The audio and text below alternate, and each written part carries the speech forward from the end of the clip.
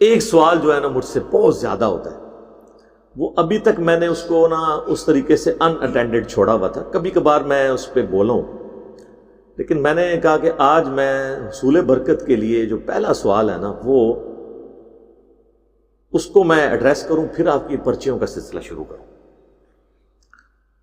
آپ کو پتہ ہے کہ سب کانٹیننٹ کے اندر جو علماء نے اور فرقوں کے بزرگوں نے صدیوں سے دھوکے دیے میں نا، ان میں سے ایک بڑا دھوکہ جو ہے وہ گیٹ اپ کا فتنہ ہے۔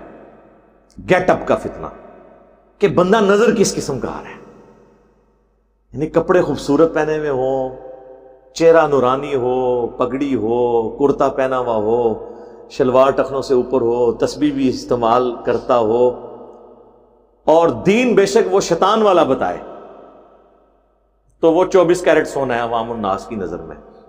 یہ بیسیکلی دھوکہ دیا گیا۔ اس دھوکے کے اوپر میں اکثر بولتا ہوں، اور ٹیکنیکلی اگر قرآن و سنت کے دلائل کی روشنی میں دیکھیں تو یہ اتنا بڑا دھوکہ ہے کہ جس کا دین سے کوئی تعلق ہی نہیں ہے، ایون دین کی تعلیمات بالکل اس سے الٹ ہے۔ مثال کے طور پر ہمارے سب کانٹیننٹ میں سب سے زیادہ جس چیز کے اوپر زور دیتا ہے نا علماء کا طبقہ، اور وہ اپنے ماننے والوں کو، اپنے فالورز کو، وہ دینداری کی علامت یہ بتاتے ہیں کہ جی سفید کپڑے پہنے جائیں، اور پھر یہ بتائیں گے کہ سفید کپڑے پہننا سنت ہے۔ یہ آپ نے اکثر سنا ہوگا، ہمیشہ سفید کپڑے پہننا خلاف سنت ہے۔ یہ میرا جملہ آپ نے یاد رکھنا ہے، ہمیشہ سفید کپڑے پہننا خلاف سنت ہے، کیونکہ نبی علیہ السلام نے ہمیشہ سفید کپڑے نہیں پہنے۔ ہمیشہ سفید کپڑے پہننا سنت اس وقت ہوگا جب اللہ کے محبوب صلی اللہ علیہ وآلہ وسلم ہمیشہ سفید کپڑے پہنتے ہوں۔ پسند ناپسند ایک الگ بات ہے، پسند تو کسی کو کوئی چیز ہو سکتی ہے۔ مثلا صحیح بخاری میں آتا ہے کہ انس بن مالک کہتے ہیں جب سے میں نے اللہ کے محبوب صلی اللہ علیہ وآلہ وسلم کو سالن کے اندر کدو کے جو تراشے ہیں ان کو تلاش کر کے کھاتے ہوئے دیکھا ہے نا، تو میں کدو سے محبت رکھتا ہوں۔ لیکن اس کا اگر کوئی یہ رزلٹ نکال دے کہ وہ اپنے گھر روزانہ کدو پکانا شروع کر دے اور اسے عقیدت کا نام دے، تو ہم اس سے پوچھیں گے کہ کیا اللہ کے محبوب صلی اللہ علیہ وآلہ وسلم پوری زندگی روزانہ کدو ہی کھاتے تھے؟ نہیں۔ بخاری اور مسلم دونوں میں جو حدیث شفاعت ہے لمبی، جس میں قیامت والے دن انبیاء کرام علیہ السلام کے پاس جو انسانیت پہلے حضرت آدم کے پاس جائے گی، پھر نوح علیہ السلام، پھر موسیٰ علیہ السلام، اینڈ پہ عیسیٰ علیہ السلام سے ہوتی ہوئی ہمارے محبوب صلی اللہ علیہ وآلہ وسلم کے پاس، اور آپ کی دعا کی برکت سے شفاعت کا دروازہ کھلے گا۔ اس کا آغاز ہی یہاں سے ہوتا ہے کہ نبی صلی اللہ علیہ وآلہ وسلم بکری کا گوشت تناول فرما رہے تھے، اور اس میں بھی دست کا گوشت کھا رہے تھے، اور آپ کو یہ پسند تھا۔ اچھا، اس حدیث سے یہ بھی بات پتہ چلی کہ کھانا کھاتے ہوئے گفتگو کرنا بھی سنت ہے، بشرطے کہ آپ نے اتنا منہ نہ بھرا ہو کہ یہ نہ ہو کہ وہ سانس کی نالی میں ہی بوٹی چلی جائے۔ نبی علیہ السلام تو اس طرح نہیں کھاتے تھے۔ اور دوسرا، بکری کا گوشت پسندیدہ ہے۔ اچھا، اس سنت پہ علماء نے عمل کیا ہوا ہے، وہ روزانہ ہی تقریباً چھوٹا گوشت کھاتے ہیں، ہاں، لیکن یہ بھی خلاف سنت ہے کیونکہ آپ نے ہمیشہ چھوٹا گوشت نہیں کھایا۔ ہمارے پنجاب کے معاشرے میں تو موٹے گوشت سے نفرت کی جاتی ہے اور اسے غریبوں کی علامت بتایا جاتا ہے، حالانکہ قرآن میں آیا کہ حضرت ابراہیم علیہ السلام بھونا ہوا بچڑا لے آئے تھے، فرشتے جب انسانی شکل میں آئے ان کی دعوت کے لیے، لیکن اس زمانے میں علم غیب نہیں ہوتا تھا، ان کو پتہ ہی نہیں چلا کہ یہ تو فرشتے ہیں۔ وہ تو بعد میں جب ان فرشتوں نے بتایا، حضرت ابراہیم علیہ السلام، قرآن کے الفاظ ہیں، ڈر گئے کہ یہ میرا نمک کیوں نہیں کھا رہے، کہ یہ مجھے نقصان پہنچانے تو نہیں آئے؟ تو انہوں نے کہا آپ ڈریے نہیں، ہم اللہ کے فرشتے ہیں جو انسانی شکل میں آئے۔ قوم لوط پہ عذاب کے لیے آئے تھے وہ۔ تو بڑا گوشت کھانا، چھوٹا گوشت کھانا اگر سنت محمدی ہے صلی اللہ علیہ وآلہ وسلم، تو بڑا گوشت کھانا سنت ابراہیمی ہے، ٹھیک ہے؟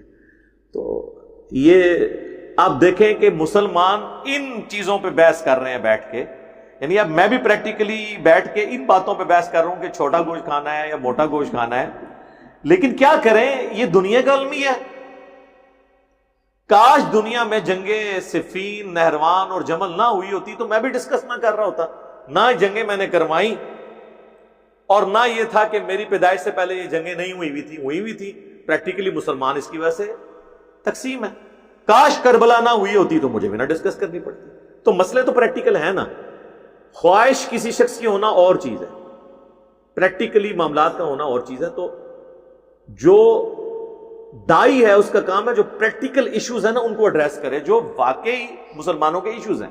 ان میں سے ایک سفید کپڑے کا مسئلہ انہوں نے بنایا ہوا ہے، تو میں وہ جملہ ریپیٹ کروں گا کہ ہمیشہ سفید کپڑے پہننا خلاف سنت ہے، اس اعتبار سے کہ نبی علیہ السلام نے ہمیشہ نہیں پہنے۔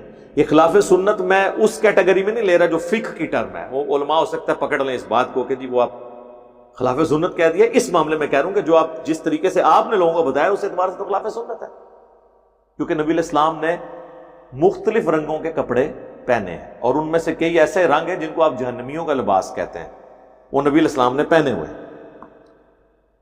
سب سے پہلے تو میں آپ کا یہ مسئلہ اس حوالے سے کلیئر کر دوں، بخاری اور مسلم دونوں میں حدیث ہے کہ اللہ کے محبوب صلی اللہ علیہ وآلہ وسلم کو سب سے زیادہ محبوب لباس دھاری دار کپڑا تھا، جس کے اوپر دھاریاں بنی ہوئی ہیں۔ لو جی چٹے سے فارغ ہو گیا، سفید کپڑا بھی ہوئے گا تو تک کالیاں دھاریاں ہوں، اور سفید پہ سفید داڑھیاں ہوں گی تو ویسے ہی نظر نہیں آئیں گی۔ یہ بخاری مسلم دونوں میں حدیث ہے۔ سفید کو میں کنڈیم نہیں کر رہا، یہ بھی پسندیدہ لباس میں سے ہے، جس طرح سنن نبی داؤد میں حدیث ہے، سنن ابن ماجہ میں ہے، مشکات کے اندر بھی موجود ہے کہ اللہ کے محبوب صلی اللہ علیہ وآلہ وسلم نے فرمایا کہ اللہ تعالیٰ کو سفید لباس محبوب ہے، یہ پاکیزہ ہے، طیب ہے، طاہر ہے۔ سفید لباس پہنو، اپنے مردوں کو سفید لباس میں دفن کرو، جو ہم اکثر کرتے بھی ہیں، لیکن سفید کفن دینا ضروری نہیں ہے، نہ ہی احرام کے لیے صرف سفید رنگ ہونا ضروری ہے، نہ ہی کفن کے لیے صرف سفید رنگ ہونا ضروری ہے، کسی اور رنگ میں بھی دیا جا سکتا ہے، لیکن یہ پسندیدہ ہے۔ تو وہ سفید کی اہمیت وہ اپنی جگہ، لیکن دوسری جگہ یہ حدیث بخاری مسلم کی۔ اس کے علاوہ بھی کئی رنگ ہیں، لیکن اس میں بعد میں جاؤں گا۔ پہلے مجھے یہ بتائیں آپ کہ کیا دین سارے کا سارا کپڑوں میں گھس گیا؟ کتاب اللباس میں داڑھی بھی آتی ہے؟ نبی علیہ السلام کے شمائل کے اوپر پوری کتاب لکھی گئی ہے، شمائل ترمذی، امام ترمذی رحمہ اللہ نے، آلموسٹ 400 احادیث اس کے اندر موجود ہیں، اردو میں آ چکی ہے تحکیم کے ساتھ، PDF بھی اس کا اویلیبل ہے۔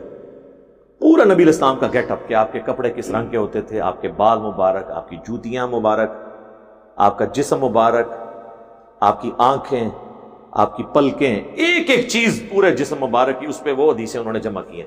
بڑی خوبصورت وہ کتاب ہے پڑھنے والی، شمائل ترمذی، یعنی امام ترمذی نے نبی علیہ السلام کے گیٹ اپ پہ وہ بک لکھی، الحمدللہ۔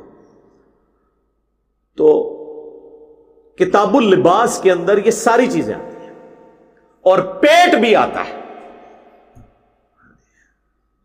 جو ان سب علماء کے الا ماشاء اللہ کو ربوں چاہے کسی نو بیماری لگ گئی ہوئے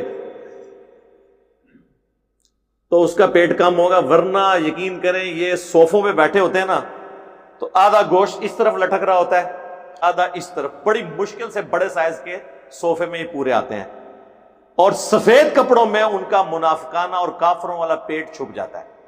یہ میں ان کو منافق اور کافر نہیں کہہ رہا، یہ نشانی ہے۔ سورہ محمد صلی اللہ علیہ وآلہ وسلم، جسے سورہ قتال بھی کہتے ہیں، اس میں اللہ تعالیٰ نے کافروں اور منافقین کے بارے میں فرمایا ہے کہ کافر اور منافق اس طرح کھانے پہ ٹوٹ پڑتے ہیں جس طرح جانور، حالانکہ خود یہ جہنم کی آگ کا ایندھن بنیں گے۔ یعنی زیادہ کھانے کو اللہ تعالیٰ نے قرآن میں کہا ہے یہ جانوروں کی عادت ہے، اور انسانوں کو جانور کا ہے جو ضرورت سے زیادہ کھاتے ہیں۔ آپ کوئی کہتے ہیں نہیں میں کھاندہ تھے نا جہاں وہاں پر کوئی ربو ہی موٹا ہو گیا، جھوٹ بولتا ہے، ایسے نہیں ہوتا، وہ کوئی لاکھوں میں ایک ہوتا ہے۔ آپ ان کو کھاتے ہوئے دیکھ لیں، ہو سکتا ہے اتنا کھاتے ہوں اتنی دفعہ۔ ایک نوالے کا ذکر کر رہا ہوں، تو قرآن میں کیا ہے؟ کافر ہیں جو زیادہ کھاتے ہیں. اور اس سے بھی بڑھ کر سورۃ المنافقون کے اندر اللہ تعالیٰ نے فرمایا اے نبی تم منافقین کے جسموں کو دیکھو تم تعجب میں پڑ جاؤ گے، اتنے بھٹے کٹے اور یہ موٹے ہوتے ہیں، کیونکہ ان کا مقصد کیا ہے؟ کھانا پینا. مسلمان تو سمارٹ ہوتا ہے. بخاری اور مسلم دونوں میں حدیث ہے کہ سب سے بہتر زمانہ میرا، پھر صحابہ، پھر تابعین، اور پھر راوی کہتا ہے میں بھول گیا شاید تبع تابعین کا بھی حضور نے ذکر کیا تھا، یعنی جنہوں نے مجھے دیکھا اور جنہوں نے ان کو دیکھا، اور اس طریقے سے. اور پھر نبی علیہ السلام نے فرمایا اس کے بعد جھوٹے لوگ پیدا ہوں گے، جھوٹی گواہیاں دیں گے، امانت میں خیانت کریں گے، اور موٹاپے کو پسند کریں گے. موٹاپے کو پسند کا مطلب نہیں کہ ان کے موٹے لوگ ان کو اچھے لگیں گے، یعنی وہ اتنا کھائیں گے کہ موٹے ہو جائیں گے. موٹاپے کو پسند کریں گے. بنو امیہ والے پیٹ، بنو عباس والے پیٹ، اتنے اتنے موٹے.